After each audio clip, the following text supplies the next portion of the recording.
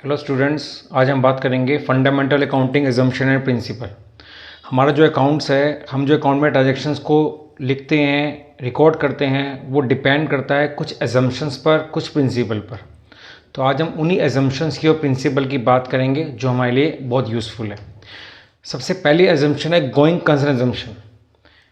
According to this assumption the business shall continue for a foreseeable period and there is no intention to close the business। यानी कोई भी जब businessman कोई business start करता है तो वो क्या एक्सपेक्ट करता है कि उसका बिजनेस कंटिन्यू चलता रहेगा, यानी इनडेफिनेट पीरियड तक, यानी आने वाले समय में बिजनेस उसका बंद नहीं होगा, हमेशा चलता रहेगा। कोई बंदा बिजनेस स्टार्ट करेगा, थोड़ा सोचेगा कि उसका बिजनेस 2 साल में बंद हो जाएगा, 10 साल में बंद हो जाएगा। वो क्या सोचेगा कि उसका बिजनेस लॉन्ग टाइम तक ऐसे ही चलता रहेगा। उसी के बेस पर हमारा गोइंग कंसर्न एजम्पशन है बेटा।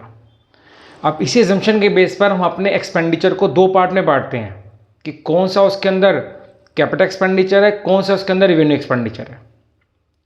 कैपिटल एक्सपेंडिचर वो होता है बेटा जिस एक्सपेंडिचर का फ़ायदा मुझको लॉन्ग टर्म तक मिलेगा। जैसे मशीन परचेस करते हैं, बिल्डिंग परचेस करते हैं, मोटर व्हीकल परचेस करते हैं।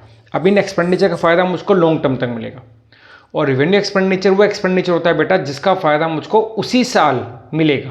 जैसे गुड्स परचेस करना, रेंट पे करना, सैलरी पे करना। तो इसी एजम्पशन के बेस पर हम एक्सपेंसेस को अपने क्या करते हैं, 2 पार्ट पे डिवाइड कर देते हैं। और ये एजम्पशन कहते हैं कि हमारा बिजनेस लॉन्ग टाइम तक चलता रहेगा, आने वाले साल में, आने वाले टाइम में बंद नहीं होगा। नेक्स्ट एजम्पशन है बेटा हमारी consistency assumption. Accounting practice once settles and dropped should be applied consistently year after year. Concept help in better understanding of accounting information and make it comparable and that of the previous year। मतलब क्या है कि हम जो accounting records जो बनाना शुरू करते हैं या हमने, तो हमें चाहिए कि हम किसी एक मेथड का use year to year same रखें, क्योंकि कई चीज़ को रिकॉर्ड करने के हमारे पास डिफरेंट मेथड होते हैं। तो ओनर को चाहिए वो एक मेथड को ही year to year same use करें, ताकि इससे कंपेयर करने में आसानी रहे, ताकि हम एक साल के प्रॉफिट को नेक्स्ट डे के प्रॉफिट से कंपेयर कर सकें।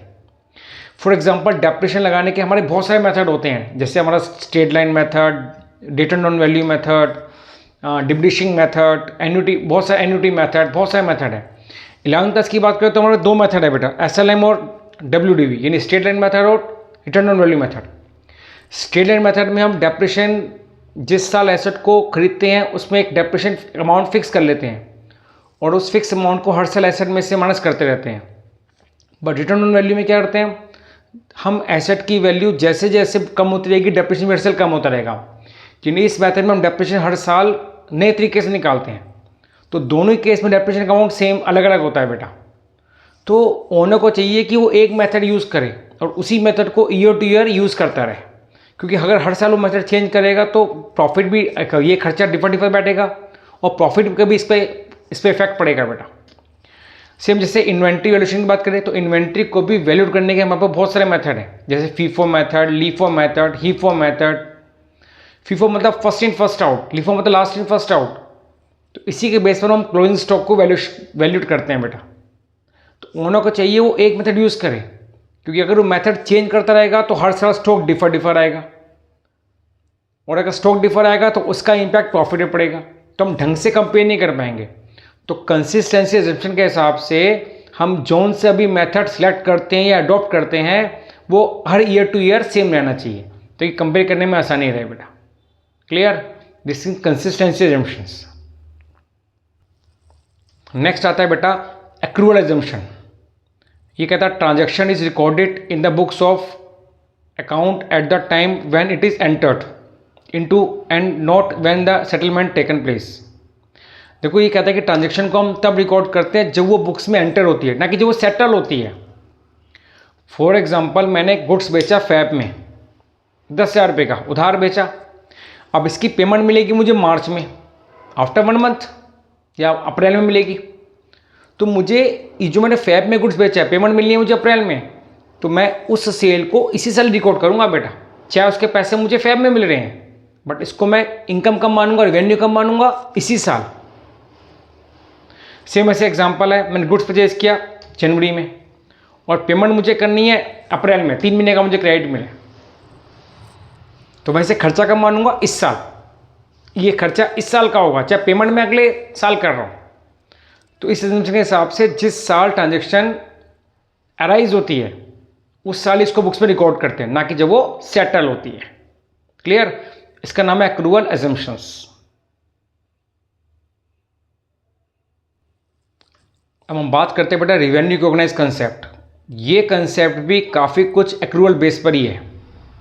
ये कहता है revenue is considered to have been realised when a transaction has been entered into and the obligation to receive the amount is established. For example, मैंने मार्च में गुड्स बेचा, मेरे पास से गुड्स ट्रांसफ़र हो गया, अब इसकी पेमेंट कब मिलेगी मुझे? अगले साल। तो मैं इस मार्च की सेल को ही, इस जो मार्च में जब मेरे पास से गुड्स चला गया तो मैं इसको सेल अभी मान लूँगा, इस सेल को मैं इसी साल रिकॉर्ड करूँगा, चाहे मुझे पैसे अगले साल मिल रही हो, क्योंकि मेरे पास उस पैसे को लेने का राइट आ गया बेटा। इसमें एग्जांपल भी दिया मैंने, कहा goods sold in February but amount receive in April, तो revenue of this sale should be recognise in Feb. तो जिस साल हम गुड्स बेचते हैं, चाहे हमने कैश बेचा है चाहे हमने क्रेडिट बेचा है, हमारे पास से गुड्स चला गया तो हमारे पास रेवेन्यू यानी उस कैश लेने का हमारे पास राइट आ गया, तो हम उसको रेवेन्यू उसी साल उसी महीने मान लेंगे। This means revenue recognise concept. Next आता है बेटा अकाउंटिंग एंटिटी प्रिंसिपल। इसको बिजनेस एंटिटी प्रिंसिपल भी बोलते हैं, यानी सेपरेट एग्जिस्टेंस। अकाउंट की नज़र में, अकाउंट की टर्म्स में बिजनेस और ओनर दोनों की जो एग्जिस्टेंस होती है वो डिफर होती है, सेपरेट होती है। इसमें लिखा भी है business is consider to be separate from is owner and business transaction are recorded in the books of account from the business point of view, not the owner point of view. यानी तो हम जब transaction को record करते हैं वो हम record करते हैं बिजनेस के पॉइंट ऑफ व्यू से, नॉट ओनर के पॉइंट ऑफ व्यू से। बस मेरी है, क्योंकि मैं अलग और मेरा बिजनेस अलग। अब लाला जी ने, ओनर ने बिजनेस में 2 लाख रुपए कैपिटल लगाई है, तो इस एंटिटी प्रिंसिपल के हिसाब से लाला जी ने ये 2 लाख रुपए अपने बिजनेस को एज ए लोन दी है। तो इसी बेस पर कैपिटल इज ट्रीटेड लायबिलिटी, हम कैपिटल को लायबिलिटी मानते हैं, क्योंकि वो ओनर ने पैसा बिजनेस को एज ए लोन दिया। और जब भी बिजनेस फ्यूचर में बंद होगा तो सब एसेट बिकेगी और सारा पैसा बेच के ओनर को वापसी कर दिया जाएगा। तो इसी बेस पर कैपिटल को लायबिलिटी माना जाता है बेटा। ठीक, तो याद रहे इस प्रिंसिपल के हिसाब से ओनर को और बिजनेस को, ठीक है, have the different separate existence. और इसी कंसेप्ट के हिसाब से हम बिजनेस लिखा भी देखो, regard is separate from the business are consider as a creditor of the business to the intent of their capital. चलो जी, वही से बताया मैंने, capital is also liability because business, और लाला जी ने बिजनेस को पैसा दिया है, तो जब भी बिजनेस बंद होगा वो सारा पैसा बिजनेस लाला जी को वापसी करेगा। तो बिजनेस के लिए क्या है? लायबिलिटी, तो capital is a liability. Next principle आता है बेटा मनी मेजरमेंट प्रिंसिपल। क्या transactions are events and events that can be measured in money terms are recorded in the books of account of the enterprises. Limitation क्या है इसकी? Some events transaction can not be measured in money terms are not record in the books, for example human sources. मतलब क्या है, इस principal के हिसाब से हम जितनी भी बिजनेस ट्रांजेक्शन हैं उसको एक कॉमन वैल्यू यानी मनी में कंसिडर करते हैं और उसको मनी की टर्म्स में शो करते हैं। एग्जाम्पल, जैसे मेरे पास स्टॉक की बात करें, मेरे पास जैसे मेरी वेजिटेबल की शॉप है, तो वेजिटेबल इज गुड्स। अब मेरे पास 20 किलो आलू पड़े हैं, 10 किलो भिंडी पड़ी है, 50 किलो कद्दू पड़ा है, 100 किलो प्याज पड़े हैं, तो हम इस क्वांटिटी को दिखाकर उस क्वांटिटी की वैल्यू कितनी है उस मनी की टर्म्स में वैल्यूड करके उसको बुक्स में दिखाएंगे बेटा। तो अकाउंट्स के अंदर हर ट्रांजेक्शन को मनी में, हर आइटम को मनी में कंसिडर करके उसको बुक्स में शो किया जाता है। बट इसके कुछ एक्सेप्शन भी है, लिमिटेशन भी है। कुछ चीज़ें ऐसी होती है जिसका हमारे बिजनेस में इम्पैक्ट तो पड़ता है बट हम उसको मनी में कंसिडर नहीं कर सकते बेटा। जैसे ह्यूमन सोर्सेस, जैसे फॉर एग्जांपल मेरे भी एम्प्लॉई हैं और मिस्टर एक्स के भी एम्प्लॉई हैं। मेरे एम्प्लॉई हार्ड वर्कर हैं, बहुत अच्छी मेहनत करते हैं, ऑनेस्ट हैं, ढंग से मतलब पूरे दिन वर्किंग में रहते हैं, और मिस्टर एक्स के एम्प्लॉई है वो हार्ड वर्कर नहीं है, चोरियाँ करते हैं। तो इसका इम्पैक्ट हम दोनों के बिजनेस में पड़ेगा बट हम अपने एम्प्लॉय की हार्ड वर्किंग को, ऑनेस्टी को मनी में कन्वर्ट नहीं कर सकते। This is the limitation of this principle, this called money measurement principle. इन हर चीज को मनी में मेजर करना, देन इसको बुक्स में रिकॉर्ड करना बेटा।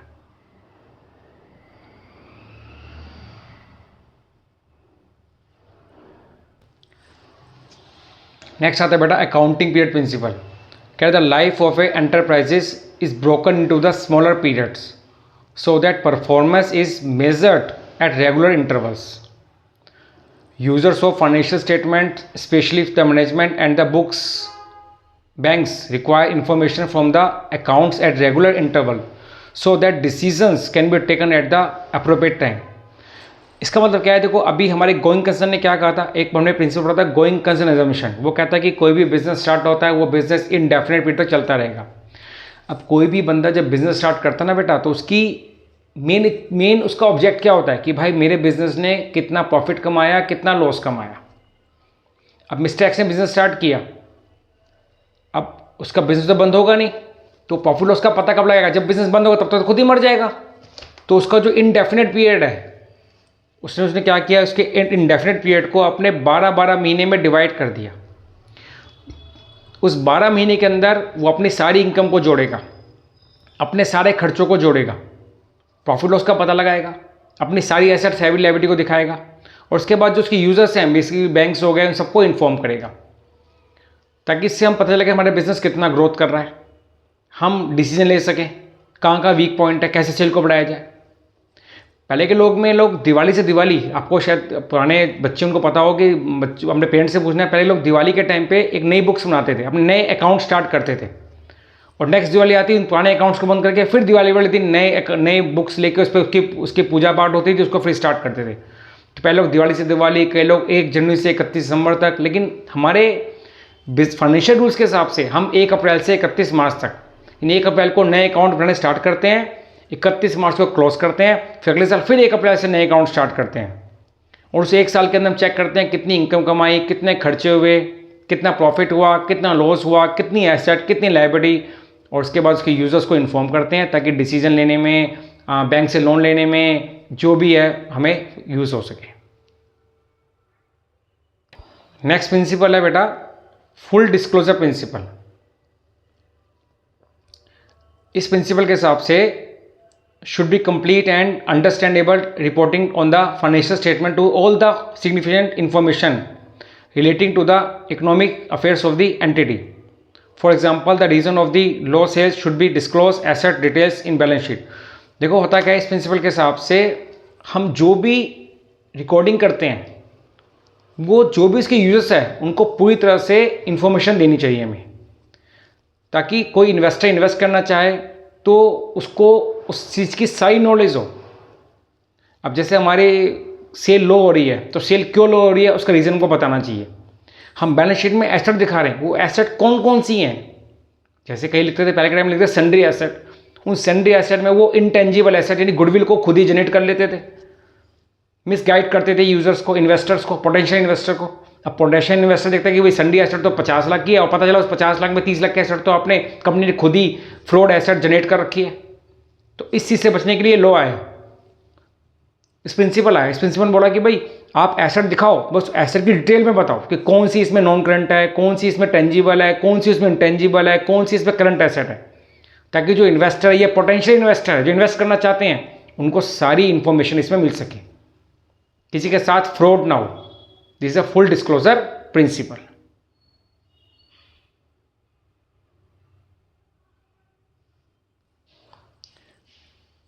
नेक्स्ट आता है बेटा प्रूडेंस प्रिंसिपल। प्रूडेंस कंसेप्ट कहता है कि do not anticipate a profit but provide to all the possible losses. Prudence principle या कंजर्वेटिज्म कंसेप्ट बोलते हैं उसको बेटा, कंजर्वेटिज्म हिंदी भाषा में बोलता है रूढ़िवादी मान्यता। Show that anticipated expenses and losses should be accounted. For example, provision for doubtful debts, provision for discount on debtors, closing stock is valued at cost price and market which ever is less. तो इस principal के हिसाब से बेटा business man को चाहिए, owner को चाहिए कि अगर फ्यूचर में कोई लॉस होने वाला है, लॉस हो सकता है, फिक्स नहीं है, तो उस लॉस के लिए पहले से कुछ ना कुछ अरेंजमेंट कर लो, उस लॉस के लिए पहले से कुछ ना कुछ प्रोविज़न बना लो। कोई खर्चा दिख रहा है, कम ज़्यादा हो सकता है बट फिक्स नहीं है, तो उस खर्चे के लिए अभी से कुछ ना कुछ अरेंजमेंट कर लो बेटा। हाँ, अगर कोई इनकम दिख रही है तो इग्नोर, इनकम जब हमको मिलेगी हम तब रिकॉर्ड करेंगे बेटा। बट हमें लगता है कि ये इनकम हो सकती है तो जब मिलेगी तब देखी जाएगी। बट कोई खर्चा हमको दिख रहा है फ्यूचर में, या कोई हमें लॉस दिख रहा है जिसका लिंक इस साल की सेल से है, इस साल के एक्सपेंसिव, इस साल के हमारी रिकॉर्डिंग से है, तो उस लॉस को पहले से कंसिडर कर लो। जैसे प्रोविजन फॉर डाउटफुल डेब्ट्स, मैंने इस साल माल बेचा, इस साल गुड्स बेचा, 50 लाख का उधार बेचा। अब ओनर को पता होता है कि अगर मैंने 50 लाख का गुड्स बेचा है और उसमें से ज़्यादातर पैसे उधार बेचा है लास्ट के मंथ में, और उसके पैसे अगले साल मिलेंगे, वो उसमें से कुछ बैड डेब्ट भी हो सकता है। तो ओनर एक अपने पास्ट एक्सपीरियंस से कुछ % बैड डेब्ट से प्रोविजन बना लेता है कि भाई 50 लाख की सेल में 50,000 का बैड डेब्ट तो होना ही होना है, 50,000 तो डूबेंगे।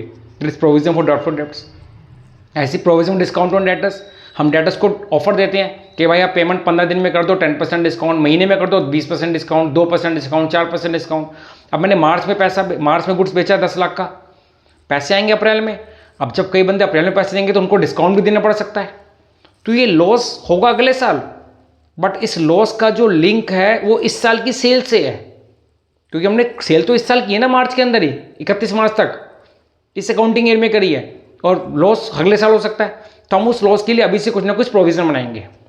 सेम ऐसे साल के एंड में क्लोजिंग स्टॉक बच गया बेटा, तो क्लोजिंग स्टॉक कॉस्ट प्राइस और मार्केट प्राइस जो भी लेस है उस पर दिखाया जाता है। अगर हमें लगा है कि साल के एंड में जो स्टॉक बचा हुआ है और आने वाले 2-3 दिन में उसकी मार्केट वैल्यू डाउन हो जाएगी, तो हम उसको डाउन वैल्यू पे दिखाएंगे। तो closing stock is always value at cost price market which ever is less, वो इसी कंसेप्ट के बेस पर है बेटा। क्वेश्चन कई बार आता है पेपर में कि क्लोजिंग स्टॉक को हम कॉस्ट प्राइस या मार्केट प्राइस विच लेस में दिखाते हैं, ऐसा क्यों? तो कंसेप्ट क्या इसके पीछे? प्रूडेंस प्रिंसिपल बेटा, प्रूडेंस कंसेप्ट। नेक्स्ट है बेटा cost principle, cost concept principle. इसमें लिखा है an asset is recorded in the books of account at the price paid to acquire it and the cost is the basic of the all subsequent accounting to the assets. A building purchased for rupees 50 lakh on September, but at the time of preparing the final account its market value 45 lakh or 60 lakh, it recorded at the cost 50 lakh. यानी कहता है कि हम asset को उस value से record करते हैं जिस वैल्यू से हमने इसको खरीदा है, ना कि मार्केट वैल्यू। बात समझे बेटा? क्योंकि मार्केट वैल्यू तो हर साल चेंज होती रहती है, हर महीने चेंज होती रहती है। अब मैंने बिल्डिंग खरीदी 50 लाख की, वो खरीदी सितंबर के महीने में। अब जब अक्टूबर, नवंबर, दिसंबर, जनवरी, फरवरी, मार्च, 31 मार्च को हमें अकाउंट क्लोज करने होते हैं। 31 मार्च को अपनी बैलेंस शीट बनाते हैं हम। तो जब मैं 31 मार्च को बैलेंस शीट बनाने बैठा, एसेट लिखने बैठा, तो मैंने देखा कि उस एसेट्स में उस बिल्डिंग की जो वैल्यू है आज मार्केट वैल्यू बढ़कर 60 लाख हो चुकी है, या घट के 45 लाख रह गई है।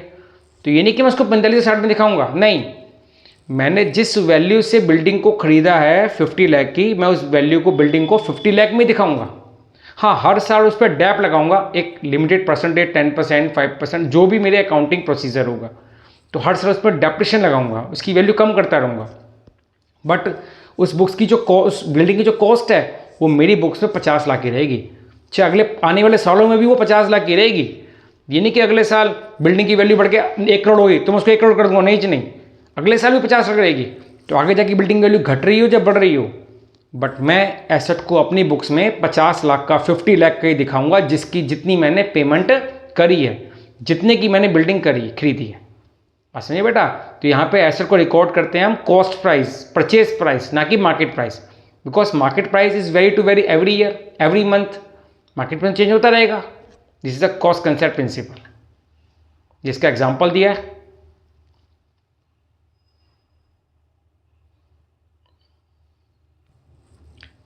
नेक्स्ट आता है बेटा मैचिंग प्रिंसिपल। कह रहा है important object of business is to determine profit periodically. It is possible to match revenue of the relevant period with expenses of that period to determine the profit loss for accounting period. यानी matching principal कहता है कि देखो, हर businessman जब business start करता है ना, तो भाई वो पहला चाहता है कि उसका वो प्रॉफिट कमाए, और प्रॉफिट लॉस का पता कब चलेगा? जब वो अपने सब रिकॉर्ड्स बनाएगा, जब वो अपने पर्टिकुलर पीरियड्स के अंदर, एक पर्टिकुलर टाइम पीरियड के अंदर अपने सारी रिवेन्यू को सारे एक्सपेंसेस से मैच कराएगा कि कितनी रिवेन्यू हुई, कितने एक्सपेंसेस हुए, देन डिफरेंस इज प्रॉफिट। तो इस प्रिंसिपल के हिसाब से हम एक अकाउंटिंग पीरियड के अंदर अपने सारी इनकम को सारे खर्चों से मैच कराते हैं, ताकि हम पता लगा सके, डिटरमाइन कर सके कि हम प्रॉफिट कमा रहे हैं या लॉस। फॉर एग्जांपल 23-24 का साल है, साल शुरू 1 अप्रैल 23 को और ख़त्म हुआ 31 मार्च 24 को, तो मैंने एक साल के अंदर टोटल रेवेन्यू जोड़ी अपनी बेटा, अपने टोटल एक्सपेंसेस जोड़े। टोटल रेवेन्यू मान लीजिए 1 करोड़ रुपये की है, टोटल खर्चे 80 लाख रुपए के, तो 1 करोड़ बने 80 लाख, 20 लाख का मुझे क्या हो गया प्रॉफिट। तो मैंने अपनी सारी रेवेन्यू को सारे एक्सपेंसेस से मैच करा लिया। तो this is the matching principal. बात समझे बेटा। तो इस प्रिंसिपल के अंदर हम सारे एक्सपेंसेस को सारी इनकम से मैच कराते हैं ताकि बचले प्रॉफिट कमा रहे हैं या लॉस।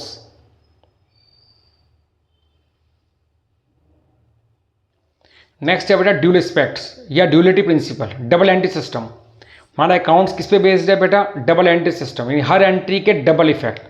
हर ट्रांजैक्शन में से हम 2 इफेक्ट निकालते हैं और उसको 2 जगह लिखते हैं बेटा, ताकि गलती के चांस कम हो, आसानी से वो ट्रांजैक्शन समझ आ जाए, फ्रॉड के चांस कम हो। इसमें लिखा भी है बेटा, every transaction enter into by an enterprises has 2 aspects, a debit and credit और equal amount, at equal amount. जैसे मिस्टेक से बिजनेस स्टार्ट किया बेटा, वो कैपिटल है 1 लाख की, अब इसके 2 इफेक्ट होंगे। पहला इफेक्ट, बिजनेस में कैपिटल आएगी और इधर से कैश बढ़ जाएगा, तो इसको हम कैश अकाउंट में दिखाएंगे, कैपिटल अकाउंट में दिखाएंगे। हमने गुड्स परचेज किया, इसके 2 इफेक्ट बनाएंगे, एक तो गुड्स आएगा परचेज अकाउंट में दिखाएंगे, खर्चा बन गया परचेज अकाउंट, और कैश जाएगा कैश अकाउंट में दिखाएंगे। फर्नीचर खरीदा, फर्नीचर अकाउंट में, कैश अकाउंट में। तो हम हर ट्रांजेक्शन में 2 अकाउंट निकालते हैं, उसको 2 जगह लिखते हैं, जैसे ड्यूल एस्पेक्ट्स, ताकि गलती के चांस कम से कम हो, आसानी से वो चीज़ समझ आ जाए, फ्रॉड कम हो और हर चीज़ साइंटिफिकली चेक होती रहे, क्योंकि लास्ट में डेबिट क्रेडिट का टोटल सेम चलता है बेटा हमेशा।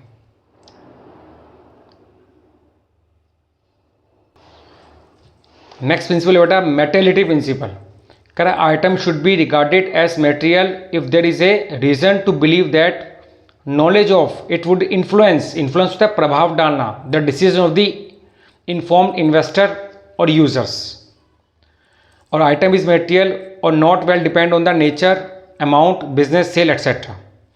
तो कोई आइटम मेटेरियल है या नहीं है, मेटेरियल मतलब होता है कि बेटा जो इन्वेस्टर के या यूजर्स के डिसीजन पे इफेक्ट डालता है। अब कोई आइटम मेटेरियल है या नहीं है वो डिपेंड करता है बिजनेस की सेल टर्नओवर पर, उसके नेचर पर। एग्जांपल क्या समझते हैं, एक बड़ी कंपनी है बेटा जिसकी 1 साल की सेल है 100 करोड़। अब उस कंपनी ने क्या करा, अपनी एक पर्टिकुलर ब्रांच में या अपनी एक पर्टिकुलर एक बिल्डिंग में कोई 2.5 लाख रुपया 2,50,000 का एक साइकिल शेड बनवाया है। तो 100 करोड़ वाली बिल्डिंग के लिए जो 2.5 लाख रुपये का 2,50,000 का जो एक्सपेंसेस है, 2,50,000 का जो एक्सपेंसेस है, ये बहुत माइनर एक्सपेंसेस है। तो वो उसको एक माइनर एक्सपेंस का ट्रीट करके एक रेवेन्यू एक्सपेंस मान के प्रॉफिट लॉस अकाउंट में दिखा देगा, छोटा सा खर्चा। लेकिन ये एक छोटी कंपनी है जिसकी 1 साल की सेल ही 50 लाख, 30 लाख, 20 लाख रुपए है। उसकी 1 साल की सेल 20 लाख रुपए है और वो अगर 2,50,000 का खर्चा करती है या 3 लाख का खर्चा करती है तो उसके लिए एक बिग एक्सपेंसेस है, जिसको ये एसेट मानकर कहाँ दिखाएगी, बैलेंस शीट में, like a part of building. तो और वो बिल्डिंग में जब बैलेंस शीट की एसेट में अलग से दिखाया जाएगा तो वो आराम से अलग से दिखेगा, इन्वेस्टर को पता चलेगा कि भाई ये पैसा 2.5 लाख का बिल्डिंग में लगा है। लेकिन बड़ी कंपनी वो 2.5 लाख का खर्चा एक नॉर्मल एक्सपेंस मान के प्रॉफिट लॉस अकाउंट में दिखा देती है बेटा। तो डिपेंड करता है कंपनी के सेल पर कि किस आइटम को मटेरियल मानना है, किस आइटम को मटेरियल नहीं मानना। ठीक, this is a materiality principle बेटा।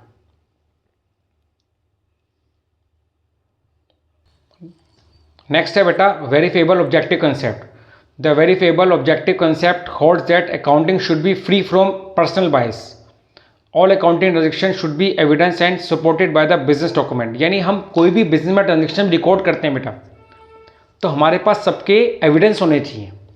फॉर एग्जांपल मैंने अपनी बुक्स में लिखा इलेक्ट्रिसिटी बिल 1 लाख पूरे साल का, तो 1 लाख के बिल होने चाहिए ना मेरे पास, एविडेंस में बिल होने चाहिए। तो हम कोई भी जब खर्चे करते हैं तो उन सबके में बिल होने चाहिए जिसको हम एविडेंस के रूप में आगे दिखाते हैं, अपनी बुक्स में शो करते हैं, अपनी रिकॉर्ड करते हैं इसको बेटा। हम गुड्स परचेज कर रहे हैं तो हमारे पास परचेज बुक होगी, बिल्स वगैरह होंगे, सेल करेंगे तो बिल्स वगैरह होंगे, उन सबके बिल्स हमको रिकॉर्ड करने होते हैं ताकि आगे जाके कभी भी कोई चेकिंग हो जाए, कोई भी हमारे पास कोई केस स्क्रूटनी में फंस जाए तो उन सबके हमारे पास प्रूफ होने चाहिए। ठीक, तो ये हमारे अकाउंटिंग प्रिंसिपल थे बेटा जो हमने पढ़े हैं। चैप्टर 3 है ये 11th क्लास का, मोस्ट इम्पोर्टेंट चैप्टर है, पेपर में थ्योरेटिकली आते ही आता है। आप इसको रिवाइज करिएगा, समझिएगा और अपने फ्रेंड्स को शेयर करिएगा। Bye students.